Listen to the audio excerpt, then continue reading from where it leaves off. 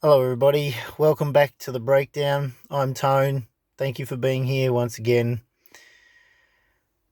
Tonight, I've got a couple of topics that I would like to cover.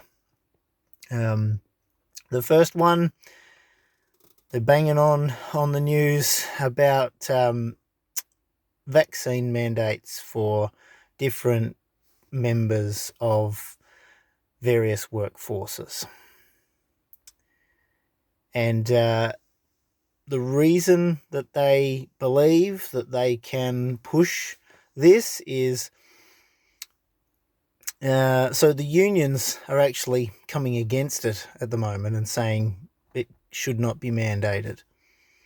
But the argument against them is it should be mandated because the unions pushed for and got legislation put in place that holds people accountable for endangering other people at work. Classing, therefore, a non-vaccinated person who passes on a virus to another employee has therefore endangered them if they were not vaccinated, and thus could be liable for damages. Slippery slope, that one. Very slippery slope. But they keep pushing it and pushing it and pushing it, and they're not going to stop. And I just find it rather frustrating, that particular part of it. What else did I want to cover? I should make notes. I've just finished my shift, so I think maybe just go on to the main topic that I wanted to talk about, and if the other thing comes to mind, I'll bring it up then. If you've got any friends that are in lockdown at the moment, and the majority of Australia at the moment is in some form of lockdown in one of the states that's locked down. But if you've got any friends that rely on being able to go to work or rely on being able to be around other people to sort of regulate their mental health and sort of bounce ideas off of each other and all that sort of thing, and find it a little bit difficult to be alone, please contact them. Please let them know that they're not alone in this. We keep being told we're all together in this. We're all together in this. And we've been told that since like early last year. Together we will beat this. We're all in this together. But clearly the government is not on the same level as everybody else. Actually, I will just digress a moment and go to what I was going to say before. It's just come to mind. This particular lockdown, the information that we've been told about is very, very little compared to the last one. So the last one, of course, we had the removalists, and you know the story. And then there was no charges laid. There's speculation, or I've heard it spoken about, and the thought has even crossed my mind, do these people even exist? Do those removalists even exist? You would think that if they existed and they, did what we've been told they did, they would be liable for damages, for endangering life, the same sort of thing as what they're trying to push on with this idea that if you are unvaccinated and you pass on the virus and someone then dies of that, you are liable, right? So therefore, on the same basis, if these people did really exist and did really do what we've been told, the book really would have been thrown at them. So do they even exist? Were there any removalists? The information was so vague about them. The point of raising this particular issue from then is this lockdown has been caused by people who I've heard next to nothing about. not even what their occupation is. I haven't even heard that. And my ears to the ground for the news. If you've heard, leave in the comments and let me know. But we've been given even less information. Why? Because the government got caught out last time. Are these cases that we've been told about yesterday that's justification for this current lockdown, do they exist? That's my question. I'm tipping maybe not. And so really that's just the point there. We're so quick to go into these snap lockdowns, and the information as to why we've been put into it is so vague, it's ridiculous. If the information is known, we don't have to name and shame them. But we can certainly give more information than what we've been getting, to put some faith in, so that we can have the faith in what we're hearing.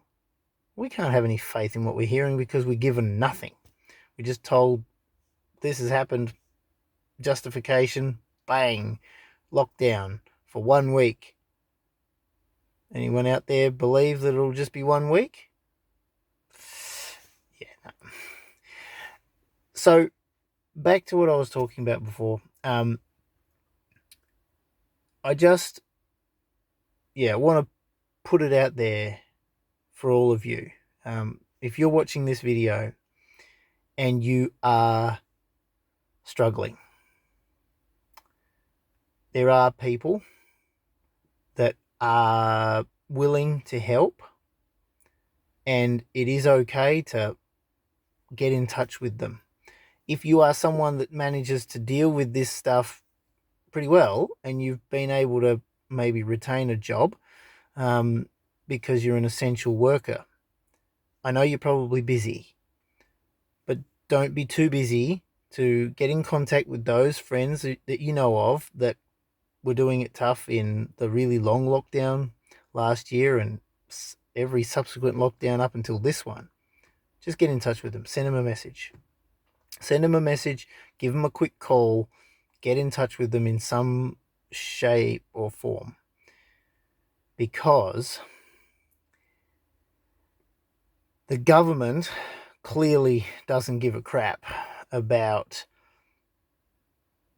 a lot of people's mental health. They really don't. The warning that we're being given to go, so the reasoning for why we've got to go into the lockdown, bugger all information. And then the amount of time you've got before you know that it's going to happen, hardly any time. Next to no time, just a few hours in this particular last one. Not midnight, 8 p.m. Justification so that people don't go out and have that last drink, have that last feed. A lot of people still did anyway. Look, I've been listening to the radio, as I say. I listen to it every day while I'm working, and most of the time during the night as well while I'm working. And the number of people that have either called up and they're reaching out and saying, hey, I'm really struggling, or they're calling up and they're saying, I'm starting to struggle because my wife or my husband's struggling. My kids are struggling. In a school, out of school. One particular guy called up on the radio, didn't catch his name, doesn't matter. But he called up and he said that he had a daughter and a son that are both at school. And effectively they've missed out on about half a year's worth of work. So they missed a massive chunk of school last year, obviously from Melbourne. And then in and out of lockdowns throughout the middle of this year. And they're starting to struggle with the schoolwork. The structure, the routine. Children are used to routines. I mean, we all deal with routines to a degree. It helps us just keep things moving and set a few goals, daily goals, and we've got the routine to just set our clock by. But these children are finding it super difficult to get into a routine. It, I'm sure maybe a lot of you that are watching this video are also dealing with children, and their anxieties and their apprehension, of what's going on, right? And I really feel for you, because you're already probably dealing with a heck of a lot yourself, and then you're trying to explain this inexplicable stuff to your children. And you're probably telling them stuff that you go, gee, I wish it was that simple. Or you're probably thinking, how do I even explain this to them when I don't even know what's going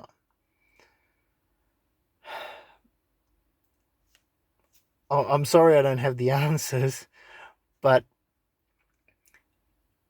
I can analyze what I think the government are doing and the reasons why they're doing it on a macro level, and I can analyze economics and all those sorts of things, but I just can't get to being able to fully diagnose a solution for what a lot of people would be going through. I know how I'm dealing with it. I deal with all of these types of things by finding out what I know, or what I can find is the truth behind this stuff. It's not driving me insane, because I know that majority of what's going on is all just lies. There's very little truth to it.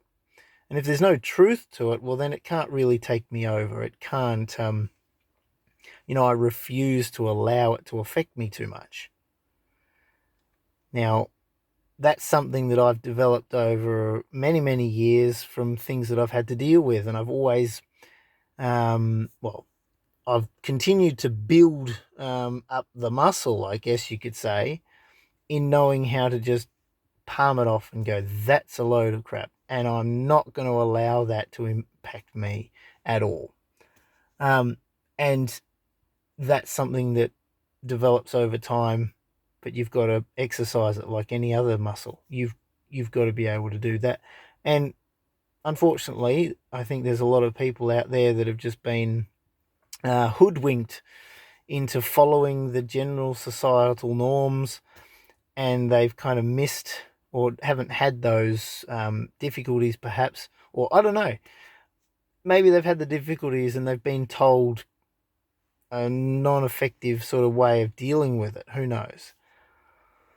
But it's never too late to look beyond the lies that we're being told and start working on that, strengthening that muscle. But that's not possible, or it's certainly not very easy, without some support. And when I say support, I mean support from people who are going to tell you the truth, not necessarily what you want to hear. That's necessary. People who are willing to talk to you about anything, at all, and just listen. Mostly just listen to what you've got to say, allow you to get stuff out, because all this stuff can bottle up inside and you feel like you're going to explode. You've always got to have someone that you can let this stuff out to. Otherwise, it's a big struggle. And I'm very blessed. I have a few people that I can trust completely, and I talk to them quite often about a lot of this sort of stuff. But I don't necessarily need to do it as much as I used to, because, as I said, I've kind of strengthened that muscle that goes, no, it's crap, I'm not dealing with that right now, or there's absolutely nothing to worry about, so I'm just going to let it pass over me, and I'm going to focus on what I can change and what I can do. And that's important. That's something we all need to be able to do. But everyone's on a different journey and a different level with this stuff. And that's why, even though we need to be speaking the truth to each other, we also need to be aware that some people aren't quite as far along that path as what we might be. And so that's why I'm appealing to anyone who is watching this video. If you know people that are struggling, now might not be the time to, put the hard truths to them. If some of them might be um, rejecting certain truths, it's probably not the time to be worrying about those conversations. Just reaching out to them and letting them know that you care about them. They matter, and regardless of what the government's doing, for what reason they try to use to justify what they're doing, we are in this together, and we do care about each other, and we do have the time to listen.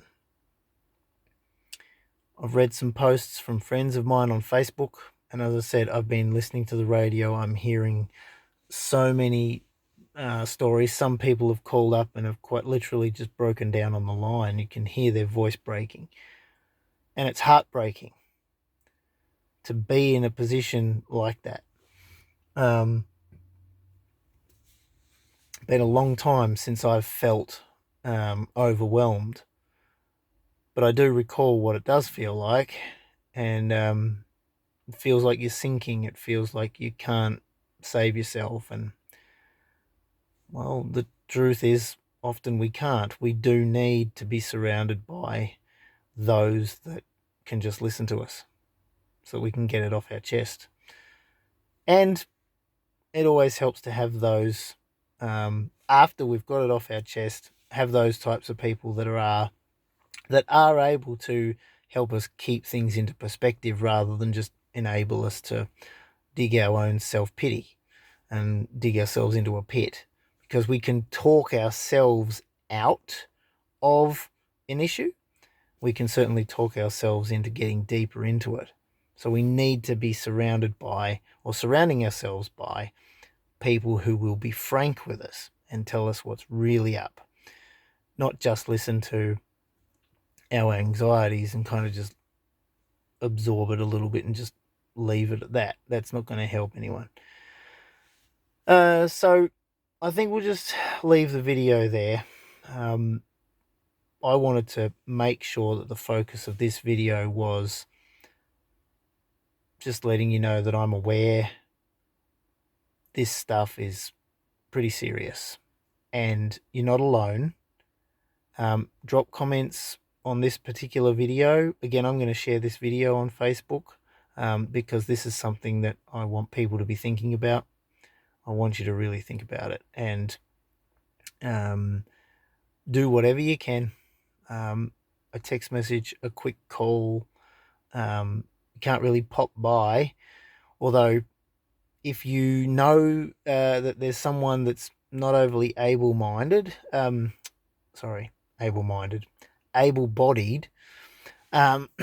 go for one of the 5 permitted reasons to be out of your house, like, do they think we're kids? But if you know there's someone that's not overly able-bodied and is obviously stuck in their homes, and you know that they might need something, maybe they're not going to reach out and say anything, but just contact them and say, hey, I'm going to the shops, do you need something?